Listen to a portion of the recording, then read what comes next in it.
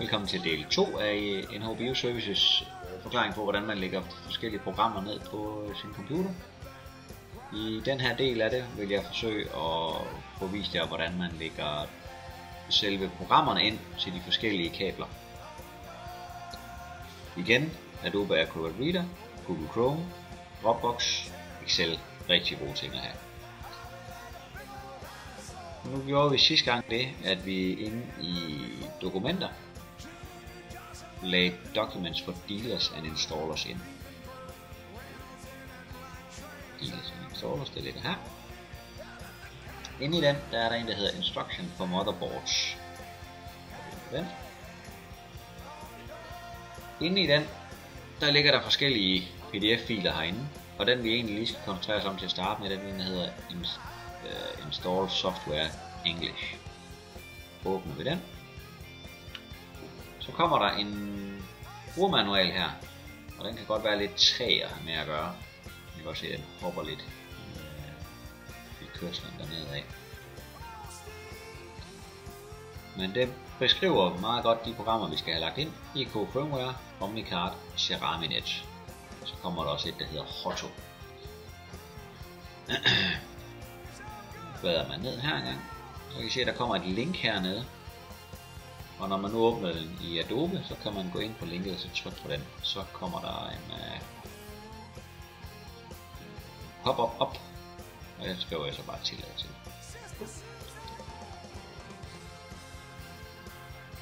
Ja.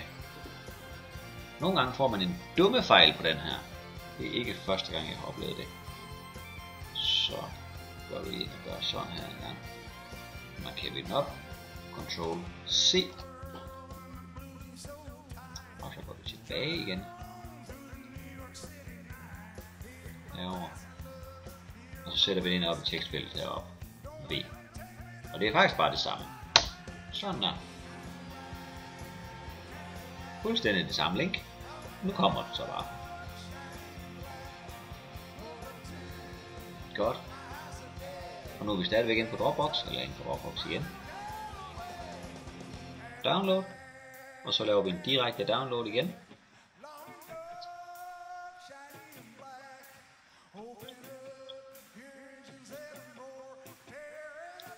Og igen er det ikke uvæsentligt, at man har en ordentlig internetforbindelse. Det er altså vigtigt. Det er store filer det her. Godt. Nu går vi ned i Adobe igen og kigger.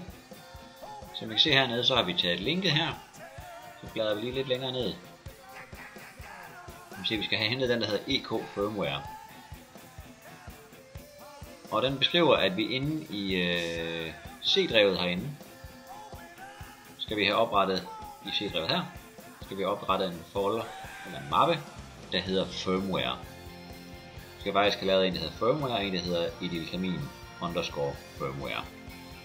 Så nu vil jeg gå ind her, i mit C-drev.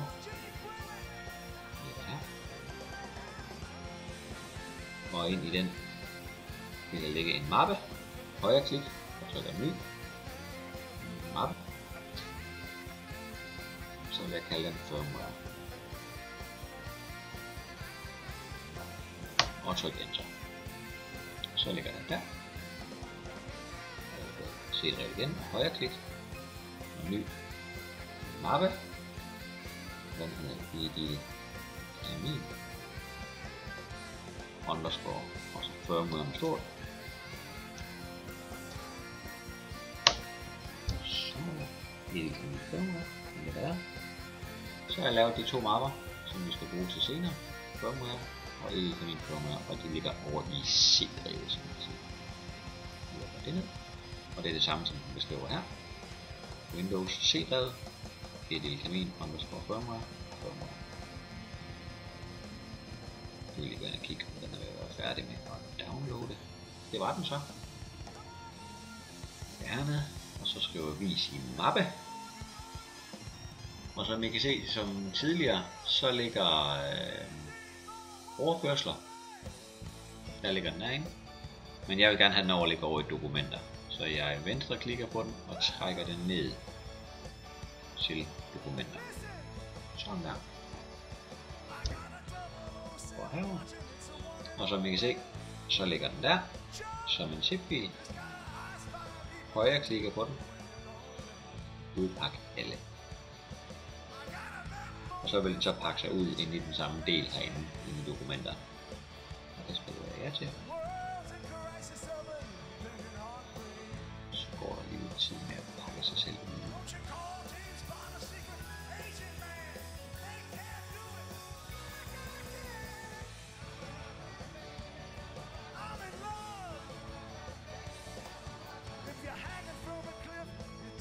Det tager lige lidt tid.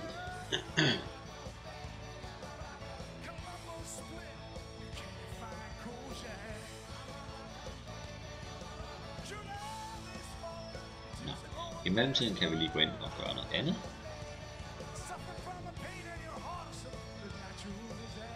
Det der nu.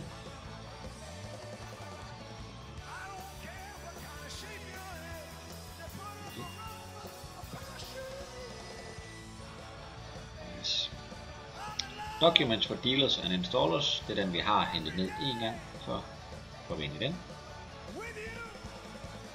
Så har vi den, der hedder Instruction for Motherboards. Så ligger der en, der hedder Omnicard LX Hotto Connections. Højre klikker vi på den. Opret genvej. Så ligger der en genvej dernede. Der. Så kan vi på genvejen. Så trækker jeg den ud og ligger herude på forsiden også.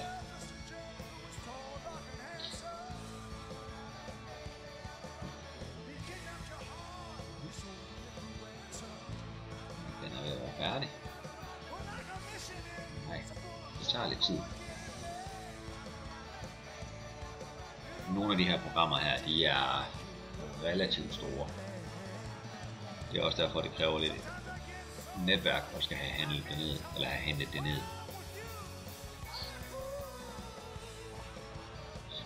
Så godt, sådan tid.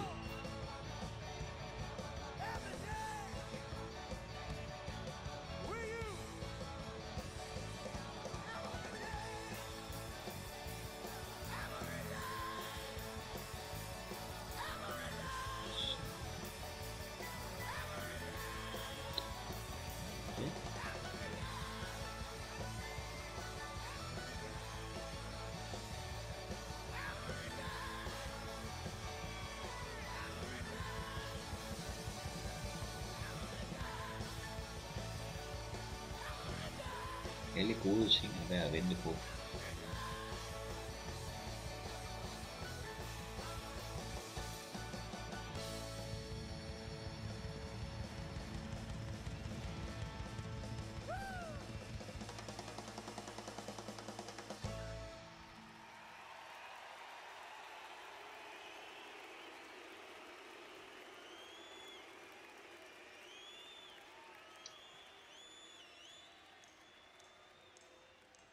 Det tager lidt tid.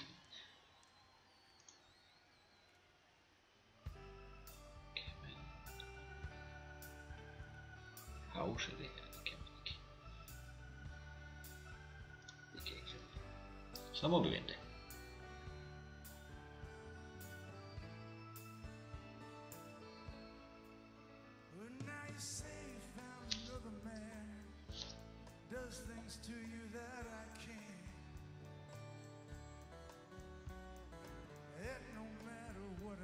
It's all over now between me and you, girl. I can't believe what you say. I can't believe what you say.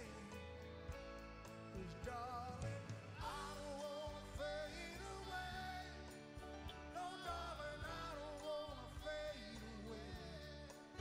Tell me what can I do? What can I say? 'Cause darling,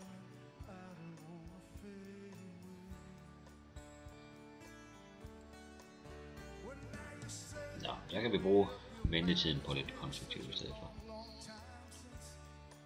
Vi går ind på Reserved Area herinde. Kigge.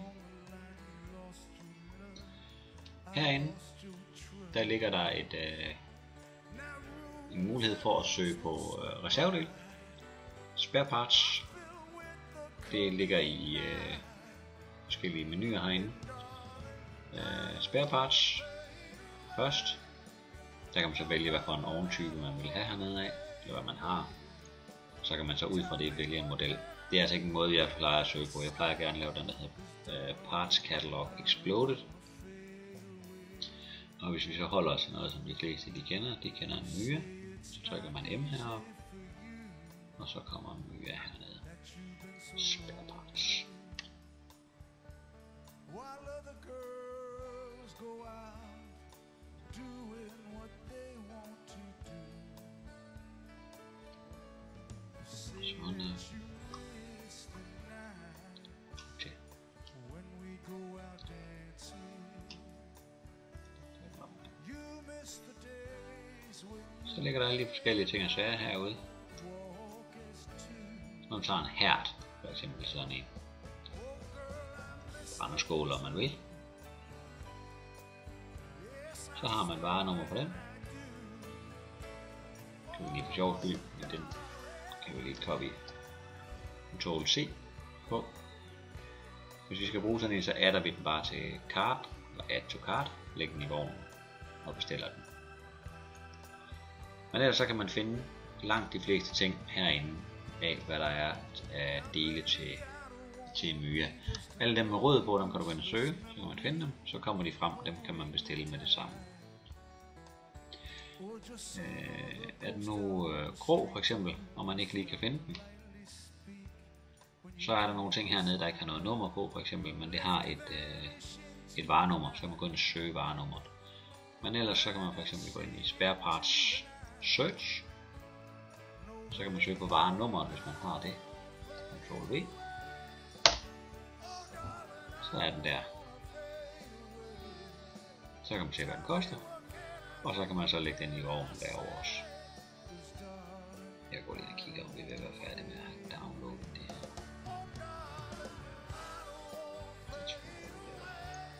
Godt.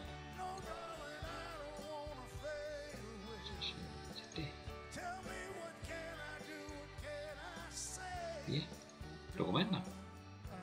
Software kit di programmazione. Min italiensk er ikke så godt. Igen så tager vi den zip-fil, der ligger her, og sletter den. Højre klikker på den og trykker slet. Så er den væk. Så har vi lagt det her ned også. Så har vi alle programmerne til at lægge filerne ind med. Hvis I lader mærke til det inde i manualen herinde, så kan vi se, at den første, der skal lægges ned, det er den, der hedder IK Firmware. Tilbage igen.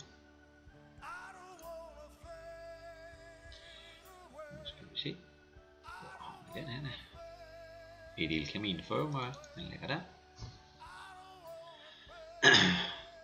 Den mærker vi lige op en gang. Og Ctrl C.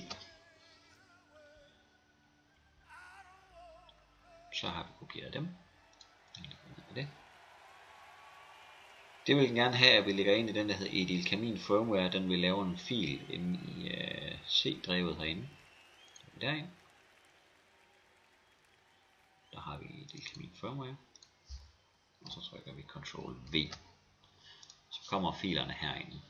Så ligger de der. Hvis man så trykker på den, der hedder EK Firmware, højre klikker på den, eller venstre klikker på den 2 gange,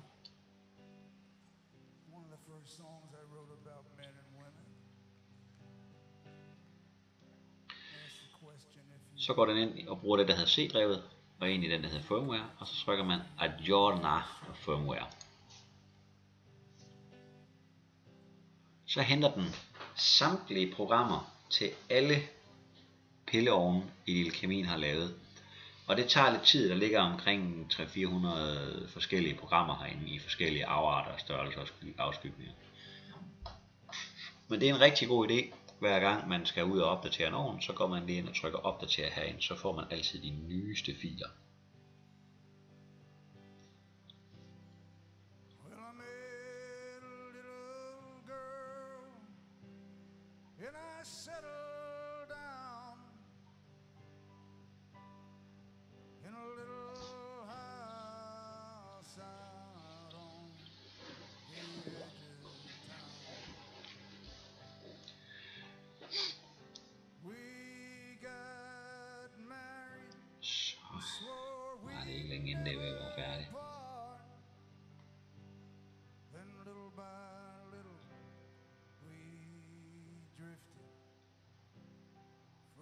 each other's hearts.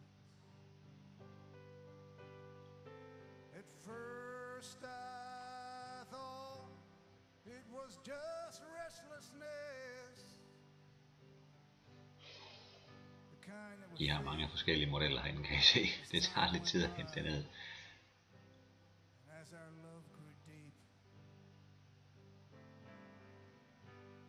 but in the end it was something more, I guess,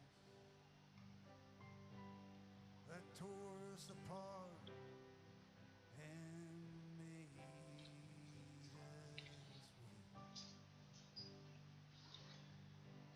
Now I'm driving a stolen Så car. den der hedder TFT Firmware 4.0, det er den bruger til Lagunaen, og den kan altså godt tage lidt tid at hente. Igen, hvis man har et langsomt netværk, så er det altså noget af det, der godt kan gå hen og tage lidt tid. Det skal man lige være klar over. Det er ikke fordi den er gået i stykker, eller den er gået i stå. Det tager bare lidt tid at hente den her. She asked if I remembered the letters I wrote Sådan der. when our love was young and bold. She said last night she read those letters and they made her feel 100 years old. And I'm driving a stolen car. Så 315 filer ligger der hernede. Så er vi færdige med det. Så ved vi, at den er lagt rigtigt ind. Så hvis man skal ind og dobbelttjekke det, så kan man gå ind i firmware, så kan man se, de ligger herinde alle sammen. Og det vil sige, at hver eneste gang man kommer ud og skal have lavet en opdatering et eller andet sted, så går man ind i Edil Kamin Firmware, og så klikker man lige på EK Firmware, og så opdaterer man. Nu gør vi det ikke igen, fordi det tager en del tid. Så er den del af det faktisk færdig. Så skal vi over i den, der hedder OmniCard.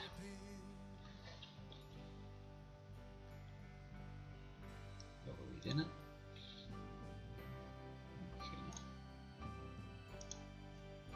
Det er ikke det rigtige. Lukker vi den ned. Så vi ikke får alt for mange op og sidde. Software Kit di Programmazione. Går vi ind i den, der hedder OmniCard.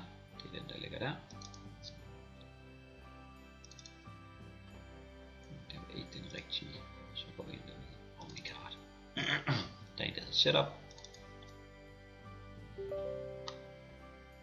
Og ja, det vil jeg gerne tillade den der.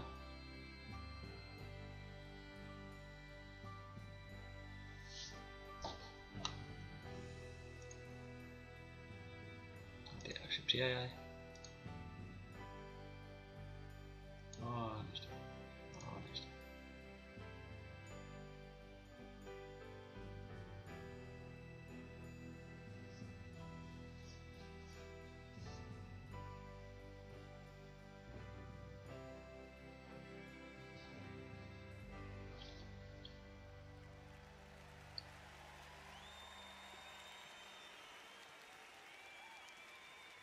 All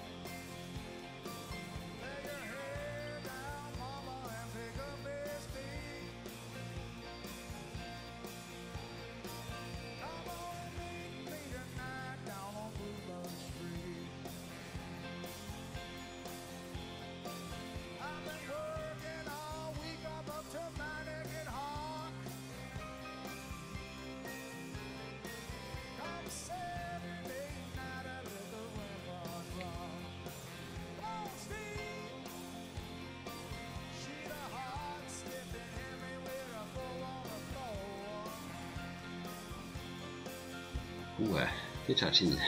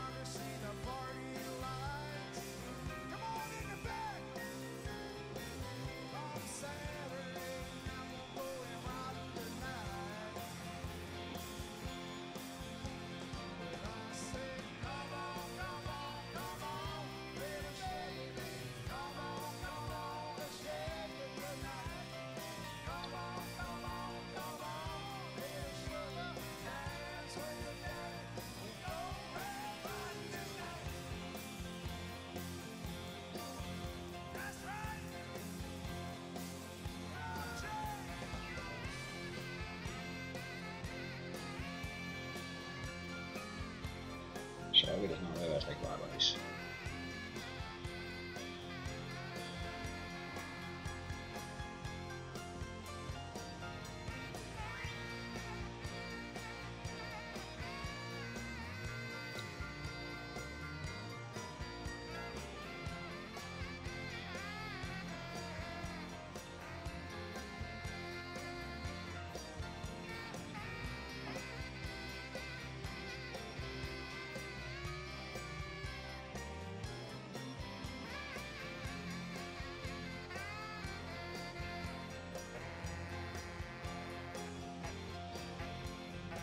Så var det finish.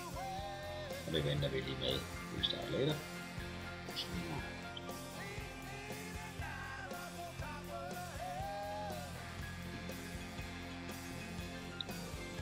Så går vi lige ind i C-rederen og kigger.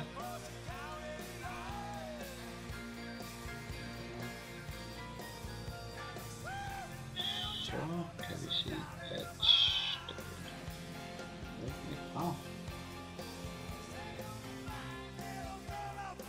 National Instruments hedder det.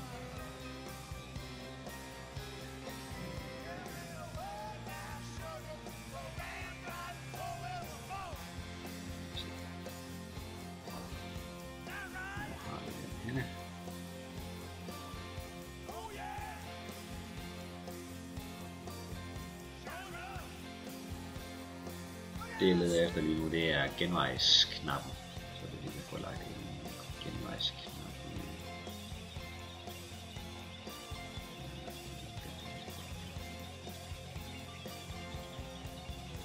Det her. Den lå ikke inde i programmer. Den lå inde i programmer gange 86. Der ligger der en, der hedder Programmatore Omnicard. Og der er en, der hedder Launch X. Så højre klikker vi lige på den. Og skriver, at vi gerne vil have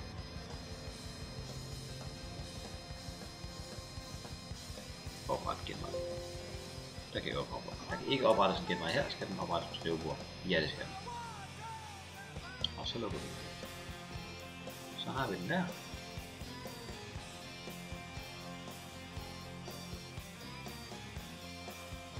Så kan man lige gå ind og omdøbe den en gang.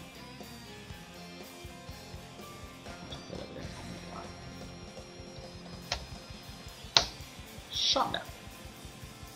Det var afslutningen på del 2.